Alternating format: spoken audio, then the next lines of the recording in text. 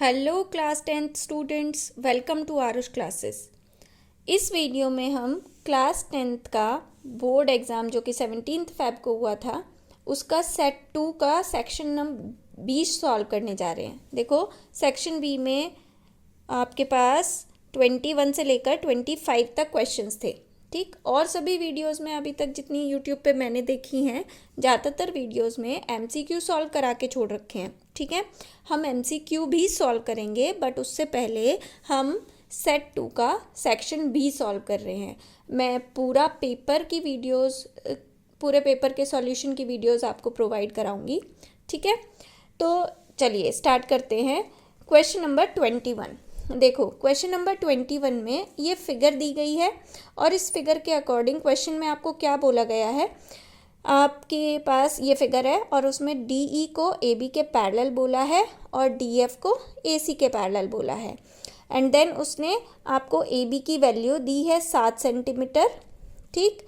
E B की value दी है 5 centimetre, B C की वैल्यू दी है 10 सेंटीमीटर और सी एफ की वैल्यू भी दी है उसने 5 सेंटीमीटर, ठीक।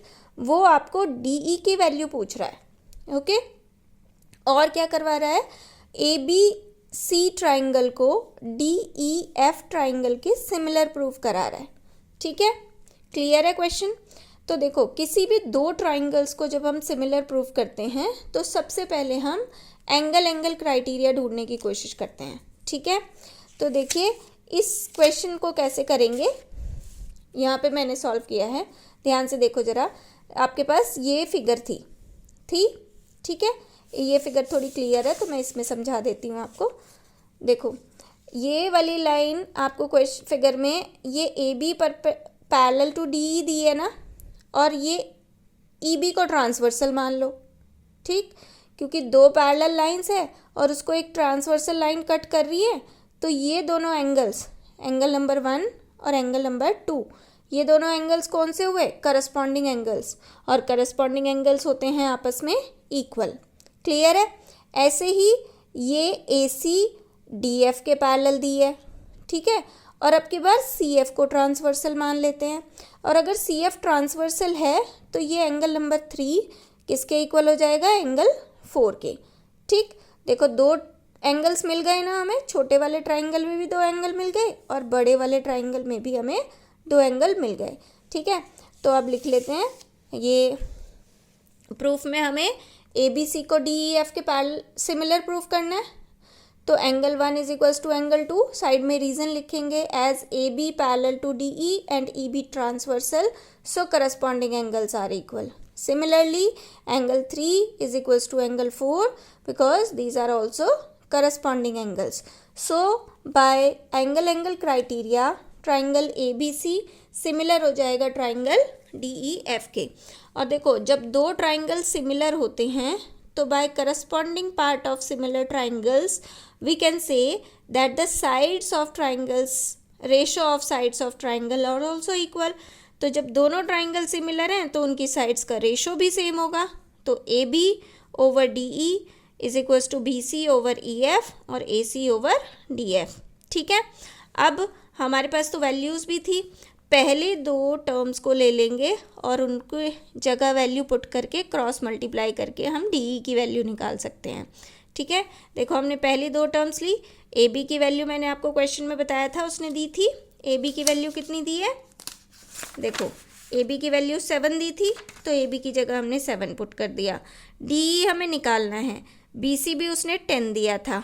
ई एफ को देखो, ई एफ देखिए ज़रा, यहाँ पे ये पूरी साइड ई एफ है, ये वाली साइड 5 दी है, ये 10 दी है, ये 5 दी है, तो टोटल ई एफ कितनी हो गई, 20, ठीक है।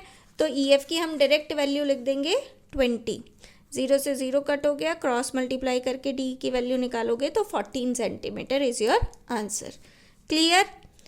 चलिए नेक्स्ट क्वेश्चन पर मूव करते हैं। क्वेश्चन नंबर 22 क्वेश्चन पढ़िए पहले। For acute angles A and B, if sec 2a minus b is equals to √2 and cosec a plus b is equals to 2, then find the value of a and b। ये है question आपका, ठीक है। तो हमने लिख लिया, देखो पहली चीज़ उसने दी है sec 2a minus b is equals to √2, ठीक है। और दूसरी दी है cosec a plus B is equals to √2। तो हमने इस टाइप के क्वेश्चंस को कैसे सॉल्व करना सीखा है। देखो, अगर आपने एनसीईआरटी में tan और cot की फॉर्म में ये टाइप के क्वेश्चंस पढ़े हैं, लेकिन अगर आपके टीचर्स ने आपको समझाया हो कि केवल ज़रूरी नहीं है tan और cot की फॉर्म में या sin की फॉर्म में ही आपको क्वेश्चन सॉल्व करने हैं, क्वेश्चन किसी भी ट्रिग्नोमेट्रिक फंक्शन की फॉर्म में आ सकता है बोर्ड में। तो वही हुआ है, देखो, ना साइन की फॉर्म में आया, ना कॉट की फॉर्म में आया, ना टेन की फॉर्म में आया। आपको क्वेश्चन आया है, एक इक्वेशन इन्होंने सेक की फॉर्म में दे दी और दूसरी इक्वेशन इन्होंने कॉसेक की फॉर्म में दे दी। तो बस आपको बेसिक कंसेप्ट याद रखना है था इस क्वेश्चन का, फिर इजी था क्वेश्चन। तो पहले सेक 2a माइनस बी लिखा, इधर इज इक्वल्स टू √2 गिवन था ना, ये चीज़ गिवन थी। अब देखो, अगर इधर वैल्यू सेक में है तो इधर भी वैल्यू सेक में ही होनी चाहिए, ठीक है। तो हम √2 को सोचेंगे कि सेक में √2 किसकी वैल्यू होती है, सेक में √2 किसकी वैल्यू होती है 45 डिग्री की। तो इधर सेक 2a माइनस बी और इधर सेक 45 हो गया। क्लियर, सेक से सेक कैंसिल आउट होगा तो 2a minus B is equals to 45 degree, ये आपकी फर्स्ट इक्वेशन आ गई। अब जो सेकेंड इक्वेशन उसने दी है वो कॉसेक की फॉर्म में दी है, देखो, ठीक। तो कॉसेक a प्लस बी की वैल्यू 2 दी है, ठीक है। तो देखो, अगर इधर कॉसेक में है तो इधर भी कॉसेक में होना चाहिए, है ना। तो कॉसेक में सोचो कि 2 किसकी वैल्यू होती है, 2 होती है कॉसेक 30 की वैल्यू। तो कॉसेक a प्लस बी हमने कॉसेक 30 लिख दिया, कॉसेक से कॉसेक कैंसिल हो गया, a प्लस बी की वैल्यू कितनी आ गई 30 डिग्री। ये आपकी सेकेंड इक्वेशन आ गई। अब इन दोनों इक्वेशंस को हम सॉल्व करके a और b की वैल्यू निकाल लेंगे। देखो, ऊपर पहली इक्वेशन लिखी, नीचे दूसरी इक्वेशन लिखी, एक में b नेगेटिव है, एक में b पॉजिटिव है, हमने इसको कट कर दिया। दोनों इक्वेशंस को जब आप ऐड करोगे तो 2a प्लस a कितना हो गया 3a और 45 प्लस 30 कितना हो गया 75।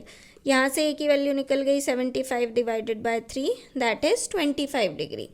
और a की वैल्यू आप कोई सी भी इक्वेशन में पुट कर सकते हो, हमने सेकंड इक्वेशन में पुट की।